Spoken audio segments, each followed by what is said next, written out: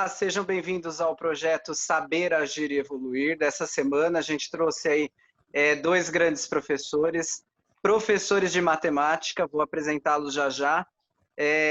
Os meus companheiros que sempre me ajudam, professor Daniel, professora Camila. Hoje nós traremos aí um novo boletim coronavírus e um boletim tecnológico, mostrando uma ferramenta que os professores podem utilizar aí no dia a dia. Vamos começar então por você, Daniel. Vai lá. Vamos lá, boa noite.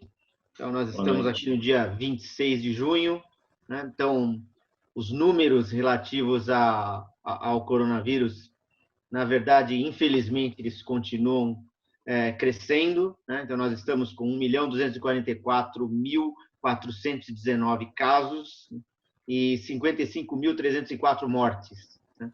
A representatividade disso é de uma letalidade de 4,44%. Então, segundo o consórcio dos veículos de imprensa, né, 25% disso está no estado de São Paulo, né?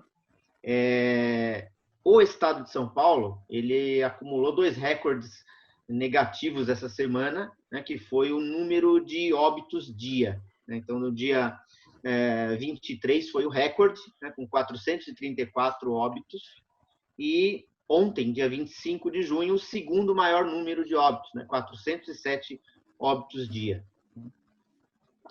Independente disso, né, o Plano São Paulo continua, né? Então, o planejamento é que o estado passe, a nossa região aqui passe do status laranja para o status amarelo. Essa semana foi anunciado lá o plano de retorno às aulas para setembro. E nós temos também uma possibilidade da reabertura dos restaurantes, né? O que dá para perceber com relação a isso é que, apesar que você teria 2 linhas indo na contramão, no meu ponto de vista, né? Você tem o status saindo do laranja para o amarelo, ao mesmo tempo você tem um número crescente de casos. Lógico que esses casos estão relacionados com interiorização, né, da doença, né? Então, agora os casos estão aumentando no interior de São Paulo. Com relação às vacinas, nós temos 200 projetos pelo mundo em estudo, e destes 200 projetos, 15 deles já estão entrando em estágio de teste clínico. Então, tem vários. Tem empresa alemã, tem empresa mexicana, tem 6 projetos de empresas chinesas. Com relação ao Brasil, tem 2 linhas de trabalho. Uma delas é a do governo federal, né, utilizando uma vacina que está sendo desenvolvida na Universidade de Oxford e com apoio da AstraZeneca, né? É considerado o projeto mais avançado e ele vai entrar em teste clínico no Brasil através da Unifesp. Por outro lado, o estado de São Paulo, ele tem conversações com a Sinovac da China para que seja assinado um contrato com o Instituto Butantan para que seja feito teste clínico com essa outra linha de pesquisa. A ideia é que os testes comecem em julho, e a previsão é que um teste clínico desse ele leva em torno de 1 ano para ter os resultados. Bom, já deu para perceber que pelos dados do boletim a gente vai ter aí um programa só relacionado a números, né? Por isso que os dois aí são matemáticos, né? Exatamente. Vamos lá, Pro Camila. Você agora com o boletim tecnológico. Boa noite. Hoje eu trouxe para vocês um aplicativo que faz parte do programa Google, então desse conjunto de aplicativos que o Google fornece. Então você consegue encontrar ele dentro do Google Drive. E, a princípio, ele é apenas um quadro branco, onde eu consigo compartilhar informações. Só que a maneira como eu consigo transformar esse quadro em tabelas, em listas de supermercado, em matérias de jornal, transforma esse quadro branco de uma maneira muito mais rica de apresentar para os meus alunos. E a parte mais interessante é que eu consigo fazer com que os meus alunos, ao vivo, colaborem na aplicação dessa lousa junto comigo. Então, recentemente, por exemplo, durante essa semana, algumas turmas trabalharam com essa lousa junto comigo, e dentro de cada slide eu criei espaços de grupos ou individuais em que eles podiam colaborar colando post-it na apresentação do slide. Então, em uma turma, eles fizeram uma matéria de jornal para vender um imóvel. Então, juntos em equipe, eles têm que colocar a imagem com as informações do imóvel. Numa outra sala, eles fizeram uma lista de supermercado. Então, tudo que eles gostariam de comprar, eles foram elencando nessa lista. Numa outra oportunidade, eu fiz boletim meteorológico. Então, eles tinham que colher informações durante uma semana de temperatura mínima, máxima e média de um lugar específico. E aí, todos eles conseguem inserir informações por esses post-it dentro desse slide e eu consigo colaborar com eles ao vivo e fazer essa troca, porque por ele ser um aplicativo do Google Drive, ele está no Google Cloud.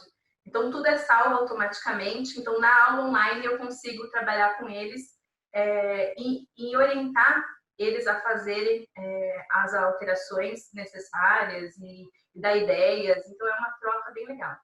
Por que eu escolhi isso hoje? Porque todos os aplicativos que eu trago aqui nas semanas, eles podem ser usados em qualquer matéria, né? Eu sempre dou o exemplo da minha, porque é como eu uso, mas todos eles são adaptáveis. Por se tratar de uma lousa colaborativa, ele tem linhazinhas, ele tem quadrinho, papel quadriculado, então eu consigo montar contas, por exemplo, eu consigo montar tabelas, eu consigo montar coisas específicas para o ensino da matemática, por exemplo. Então, eu trouxe como ideia, por ter tudo a ver com o que a gente vai falar hoje. Tá? Então, por hoje, é isso que eu trouxe para vocês. Obrigado, Camila.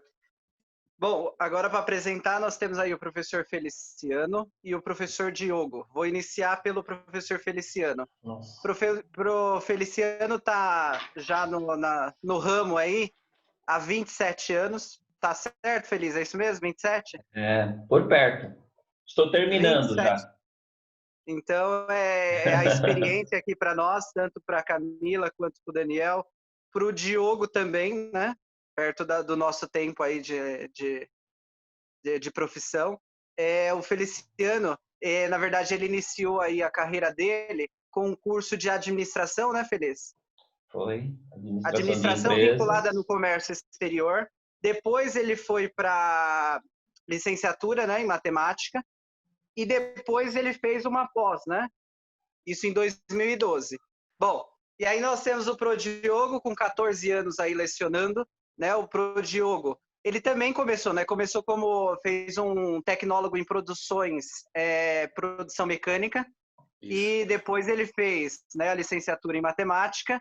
E engraçado também que ele tem um curso aí de pós-graduação. É pós-graduação ou eu posso falar outro curso, Diogo, a respeito do xadrez? Porque não, ele é mais específico do ensino fundamental 1, né? Isso, na verdade, eu, como jogador profissional de xadrez, eu entro naquela história, por exemplo, o professor de judô das escolas, normalmente, ele, como é faixa preta, ele é um atleta graduado e aí ele pode dar aulas, né? E eu, na verdade, não tenho uma licenciatura específica para aulas de xadrez, mas como jogador profissional há 20 anos praticamente, eu comecei a minha carreira como professor dando aulas de xadrez para o Fundamental 1 e treinamento específico para o ensino médio e Fundamental 2 também, que aí são turmas separadas. Então, eu comecei a trabalhar com educação justamente por conta do xadrez e assim que eu estava nas escolas que eu já trabalhava, eu passei a cursar o curso de matemática, que inclusive era um sonho que eu tinha.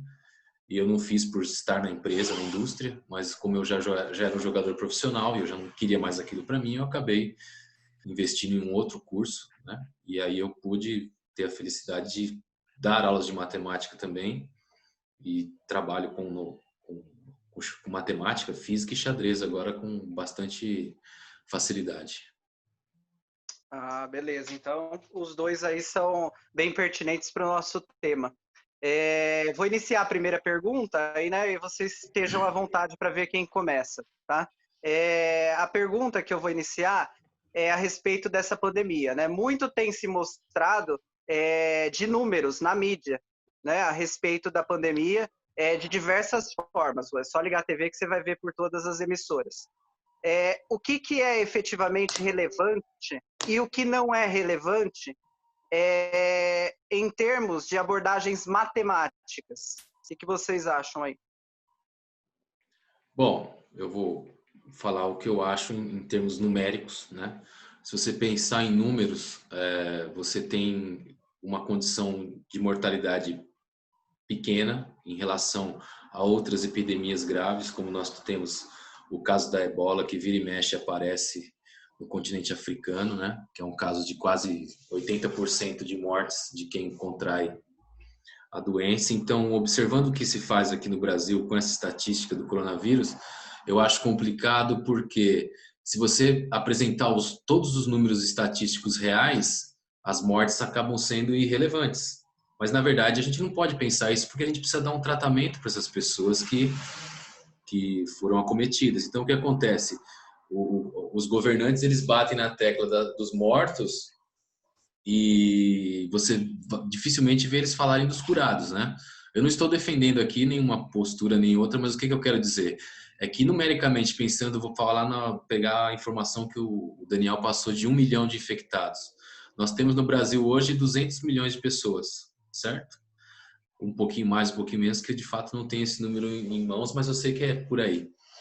Você vai pegar 1 milhão de pessoas, como é que eu vou dizer isso para o meu público de maneira bastante real, pensando no ABC? Eu tenho 400 mil habitantes em Mauá e tenho 600 mil habitantes em Santo André, um pouquinho mais que isso. Ou seja, eu tenho apenas 2 cidades que contemplam aí esse número.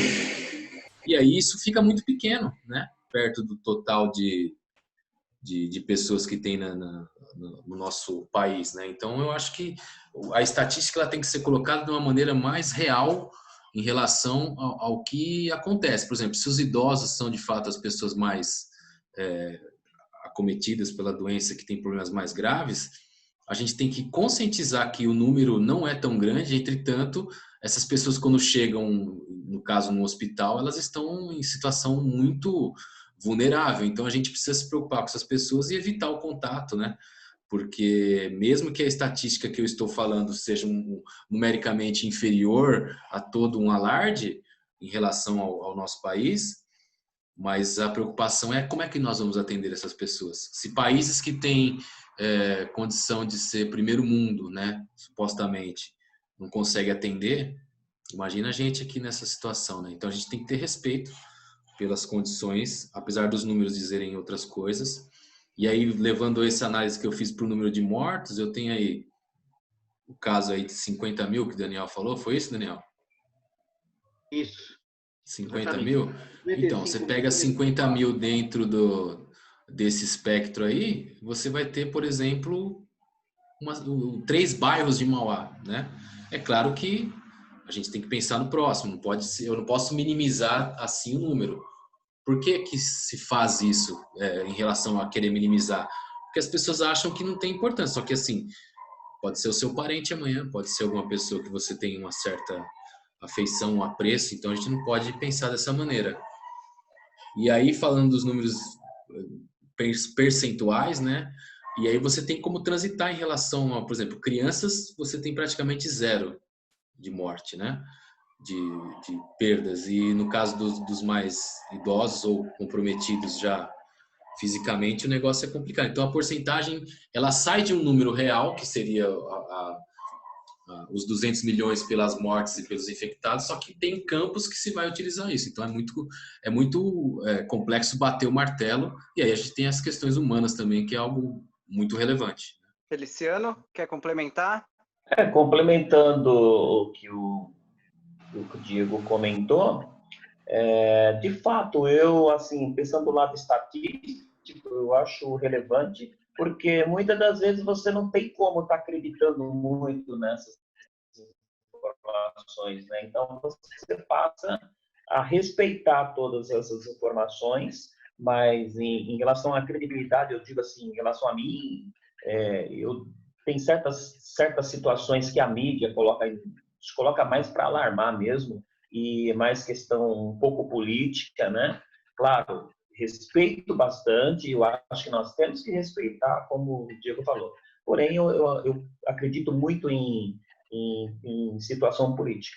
Vou pedir para os meus colegas. Camila, você tem alguma pergunta para fazer para os convidados? Tenho sim. Eu queria fazer a segunda pergunta para a área da educação. Então, eu queria falar um pouquinho sobre o ensino de matemática nas escolas. Então, o ensino da matemática ele é muito presente na vida do aluno, desde a educação infantil, passando pelo fundamental e ensino médio. E quando nós falamos ainda de carreiras, né, na área de exatas, podemos ampliar isso para uma graduação, para uma pós-graduação.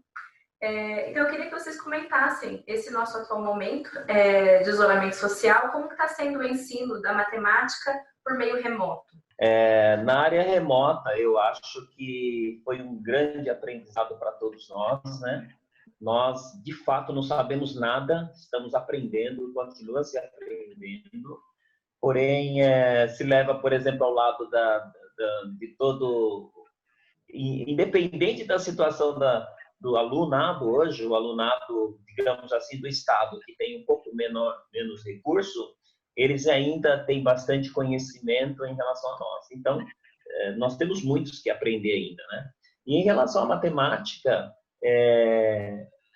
eu acredito assim, que tudo, né, está envolvido na tecnologia. E a matemática muito mais na tecnologia, mesmo porque se trabalha matemática, né, com tecnologia, com a implantação de sistemas, matemática, né, a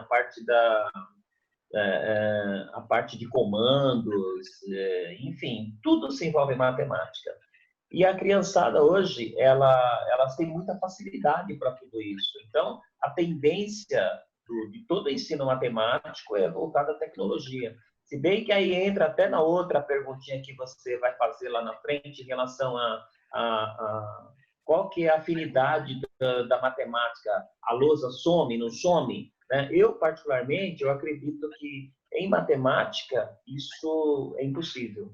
Né? Ela vai afastar um pouco, mas ela tem que estar presente nas explicações matemáticas, nas dúvidas, ela vai estar sempre presente em toda essa situação. E a criança, né, desde a criança, o ensino infantil, ao ensino médio, a graduação toda, a pós-graduação, vai estar toda envolvida nesse contexto geral aí.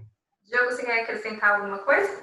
Nós temos nesse ambiente que as pessoas tentam setorizar que a matemática ela só vai trabalhar com parte exata e gente que mexe com arquitetura, por exemplo, ou gente que mexe com cálculo, mas na verdade não necessariamente é isso. Por exemplo, as carreiras que você observa que eles são ditas, por exemplo, como não exatas, que seria direito, enfermagem, essas coisas, o cara tem que calcular, por exemplo, pensões, tem que calcular processos, tem que presumir alguma coisa, né? No caso da enfermagem, o médico às vezes prescreve, a enfermeira calcula aquilo mentalmente, então você vê que a pessoa tem que ter uma afinidade, e isso eu estou falando na utilização, né? E pensando no caso das coisas que a matemática serve, a gente está fazendo essa reunião aqui usando matemática, os carros andam por conta disso, então é claro que eu não posso dizer que matemática é um santo graal do negócio, tudo funciona por conta disso. Entretanto, eu tenho que aceitar que muita coisa funciona ou saiu de uma conta, de uma prancheta de matemática. O grande problema que a gente enfrenta na matemática é tentar desmistificar essa de que eu vou fazer uma coisa e não preciso disso. Na verdade, não. Tem gente hoje que faz um cursinho de 2 horas de orientação financeira e resolve um problema que o cara não conseguia fazer durante a vida toda, mexendo com dinheiro ou com ou finanças de parentes. Então, assim, a gente tem um problema que as pessoas tentam tirar da vida delas a matemática, porque acham que vão escolher outra coisa, mas, na verdade, tudo é fundamental. Complementando o que você colocou aí, Diego, em relação à matemática, está na área da saúde, em todo o âmbito da vida do ser humano. Um tempo atrás eu tinha uma aluna que ela falava para mim assim, eu não gosto de matemática. E aí ela não fazia nada na minha aula e eu perguntei para ela, bem, você disse que não gosta de matemática, mas me responde uma coisa, do que você trabalha? Eu sou enfermeira, sou enfermagem. Muito bem. Você é enfermeira, provavelmente você tem que usar matemática, né? Que no mínimo lá você usa uma regra de 3. Porque o médico, quando ele manda você aplicar um remédio a um paciente, ele não vai te dar a dose para você pronta, ele vai pedir para você calcular. Então você precisa de regra de 3. Então, não tem por onde fugir, né? A matemática, ela está presente em todo lugar da nossa vida, na cozinha, quando você vai lá fazer o seu bolo, né? Enfim, todo lugar da nossa vida está presente a matemática. Daniel, alguma pergunta para os nossos convidados? Bom, vamos lá, né? Então, vou fazer uma pergunta no âmbito pedagógico, indo pela linha do que o Feliciano comentou há pouco, né? Então, um dos recursos pedagógicos, né, é o uso da lousa, né? Então, a lousa, ainda que ela sendo tradicional, né, ela é um dos recursos mais eficientes na aprendizagem, né, em especial de exatas. Então, a pergunta para vocês é, ela realmente é o melhor recurso didático? O que vocês pensam a respeito? Bom, eu observo que, apesar de muitos sistemas que demonstram, né, situações gráficas para cálculos que foram feitos, eu acho que hoje na matemática a gente tem um caso que ninguém às vezes gosta de abordar, que é ali quando o professor está mencionando algum método matemático, algum modelo matemático, ele tem como desenhar aquilo e mostrar para o aluno de onde saiu aquele cálculo, né? E isso que é fundamental hoje. Na verdade, a lousa não é o fundamental é o professor que usa aquela lousa, certo? O que acontece? Esse professor ele vai conseguir exemplificar um método e o aluno vai conseguir visualizar isso em qualquer lugar depois, né? E eu vou até falar de algumas das minhas aulas hoje. Hoje eu não precisei de uma lousa, eu precisei de régua e mesa e prancheta para poder fazer algumas projeções que eles pudessem visualizar. Então, assim, depende muito do que você tem como naquele momento. A lousa só me serviu para mostrar o cálculo, depois eu tive que mostrar para eles. Se eu tivesse em sala de aula, eu ia desenhar isso, né? Como eu estava em casa, eu usei uma mesa. Então, eu acho que a lousa é fundamental para você conseguir fazer várias explicações ao mesmo tempo. Ah, professor, mas o sistema também faz. Tudo bem, você consegue entrar dentro da tela do sistema? Se um dia acontecer alguma situação que eu consiga entrar dentro da tela do sistema para mostrar ali exatamente o que está acontecendo, eu acho que vai ter um valor maior. Caso contrário, eu ainda defendo que o modelo de ensino da matemática e de matérias exatas, principalmente física, que é algo que eu leciono também, não vai cair de utilização, por exemplo, porque é muito importante. Não tem como alguém falar que existe um método melhor. Existe uma pirotecnia possível melhor. Entretanto, eu acho que ainda o conjunto professor, aluno presente, sala de aula com lousa é um detalhe fundamental. Eu já tinha até colocado logo no começo, né, a respeito da lousa, e de fato, eu não vejo assim, eu vejo assim, existem maneiras que a cada dia que passa vai se melhorando, né, aparece, no estado, por exemplo, era giz, agora começou a aparecer os pincéis, né, e vai aparecendo, vai sumindo os pincéis, vai aparecendo as coisas digitais, né, mas a lousa, ela vai sempre fazer parte do professor e principalmente na matemática, né? Tem que ter o professor para poder espelhar essa dúvida ao aluno e ele tem que espelhar numa lousa. Feliciano, pro Feliciano e pro Diogo, agora é uma parte do nosso programa aí que a gente busca algumas informações com alunos, né? Colegas de trabalho, né? Direção, e aí eles vão dar opinião sobre vocês, né? Como pessoa, como profissional, e geralmente são coisas boas, né? Não são coisas ruins. Eu vou começar primeiro a falar do Feliciano, depois eu vou pro Diogo. Feliciano, olha só, os alunos falaram sobre você que eles queriam arrumar um dia para ir almoçar um domingo, por exemplo, na sua casa, de tão legal que você é. Na minha casa? Na sua casa, olha só. Então, eu preciso terminar minha casa primeiro, que está em fase de acabamento, né? Não consigo terminar aquela casa, mas ela está acabando. Ela terminando, eu convido vocês em primeiro lugar, depois vocês os chamam e nós vamos almoçar juntos. Então, para você ver como Puxa você vida, é bem visto, né, pelos alunos. Que legal. Eles falam também que eles podem contar com você, né, para o que precisar. Você está ali sempre para ajudar. Eu, independente de ser o aluno, ser vocês, colegas, né? Vocês me conhecem muito bem e o que está no meu alcance, eu não penso duas vezes em poder ajudar. Eu acho que isso aí faz parte do ser humano e a gente não pode jamais, né? Independente de situação que eu tenho ou que eu estou passando, é uma coisa à parte, não importa. Eu acho que se eu puder dar a mão para um colega meu, um aluno que seja, eu vou estar sempre estendendo a mão, sim. Isso faz parte da minha vida, não tem jeito. São personalidades, né? Para finalizar, Feliciano, eles colocaram o seguinte, eles falaram que você tem um pouco de professor historiador, né? Então, quer dizer, você vai lá, você, por exemplo, você está numa equação de primeiro grau, sei lá, e você lembra de uma época da sua vida que você precisou usar essa equação de primeiro grau, ou você lembra de um trabalho lá da faculdade e aí você começa a voltar no passado. Poxa vida, É isso hein? mesmo? A gente vai se descobrindo, porque eu nem lembro disso. Mas que bacana. Mas você me falou, eu recordei um dia na sala de aula no 6º ano, eu não me lembro direito o que estava... Ah, lembro! Estava falando sobre o código Morse, até tinha uma matéria lá, né? E nesse código Morse eu contei um pouco a história do aluno a respeito quando eu conheci minha esposa. A gente era criança e não podia, o pai e a mãe sabiam que a gente namorava. Então, eu criei um código para poder conversar com ela, de modo que eles não soubessem. Então, eu peguei o abecedário todo e numerei ele, tá? E as letras que era cedilha, eu coloquei como dígrafo nos números.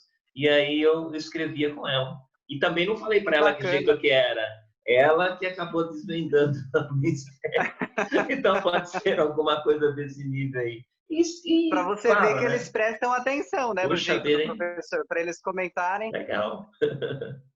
Vamos lá, pro Diogo. A respeito de vocês, os alunos dizem o seguinte, olha só, eles falaram que você é uma pessoa extremamente séria. Às vezes é brincalhona e na maioria das vezes, se um pro, alguém passar pelo corredor na sua sala, vai estar aquele silêncio absoluto.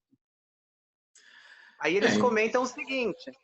Olha só, aí eu vou deixar você comentar. Eles falam assim, por exemplo, se você passar um trabalho, né, você vai dar uma lista com, sei lá, 567 itens e vai falar para o aluno, ó, sugeri isso e agora você vai ter que entregar, ver aí o que eu sugeri e elabora o trabalho do seu jeito, ver o que dá para fazer. Mas eles comentam que você é muito, vamos dizer assim, solícito. Então, eu acho que essa primeira análise que eles fizeram, eu procuro ser muito reservado, porque a minha cara também não ajuda, né? Eu não sou alguém que alguém fala assim, nossa, como ele tá alegre hoje. Mas eu tento, de maneira assim, também não interferir muito no comportamento deles. E acaba gerando essa situação que minha sala está em silêncio, porque eles estão trabalhando e eles também têm essa reserva achando que eu vou tipo... massacrar, né? chamar alguma atenção, eu não sei, né? Mas eu dificilmente faço isso. Quem já trabalha comigo esse tempo aí vê que dificilmente eu estou chamando a atenção deles. E essas brincadeiras, às vezes, são coisas que surgem, que eles perguntam, que às vezes um aluno ou outro me conhece, né? Do bairro que eu moro, ou algum aluno já teve aula comigo por eu trabalhar numa escola relativamente perto da nossa. Mas eu tento não interferir o máximo possível. Sobre os trabalhos, e aí isso até apoia a minha ideia sobre o que a lousa e o professor têm que fazer como profissional. Eu passei o método para eles, eu não posso ficar ensinando e resolvendo exercício para eles, eles que têm que resolver, né? Então, eu vou falar especificamente do trabalho, que é uma composição que nós temos. Eu acho que eles já trabalharam aquele conteúdo durante a aula, e aí eu peço para eles fazerem uma pesquisa de complementação, e quando eles estão refazendo o exercício que eles colocaram nessa pesquisa, para mim é extremamente útil que eles estão tendo que forçar aquilo que eles fizeram e aprenderam durante a aula. E durante a aula também, se eu tenho, principalmente observando o nosso material, que ele proporciona uma linha de evolução assim dos exercícios até o final do capítulo, e eu ensino o método aplicado ali naquele momento, eu acho que eles têm condições de ler e me perguntar o que realmente está faltando, e aí eu vou passar aquilo para a lousa e explicar. E a partir dali ele começa a visualizar que os exercícios são praticamente iguais, né? Então eu vejo que talvez eu possa ser assim, mais pegar no colo o aluno, mas eu não acho que isso. Eu acho que ser solícito é o fundamental. Ele perguntou, eu respondo. Agora, fazer tudo para eles, eu acho que aí entra o cérebro deles, né? Eles que precisam desenvolver isso, né? Bom, nos nossos programas anteriores, né, você vê assim bem claro que no vídeo os professores que participam, né, como convidados, um elogia o outro, né, na entrevista, no meio, a gente pegou diversas situações, né, entra na fala do outro e fala assim, não, ele é maravilhoso, né, e vai justificando ali o que eles acham da pessoa. Eu queria de vocês, eu vou começar com o Feliz pode primeiro falar do Diogo, depois o Diogo para o Feliz. Eu queria perguntar o seguinte, Feliciano, se o Diogo fosse uma operação matemática, qual que ele seria e o porquê? Ele seria uma equação do segundo grau. Porque do segundo grau, mais complexa. Primeiro grau é fácil, né? Mas não, pessoal, assim, eu acho que cada um de nós temos a nossa qualidade, né?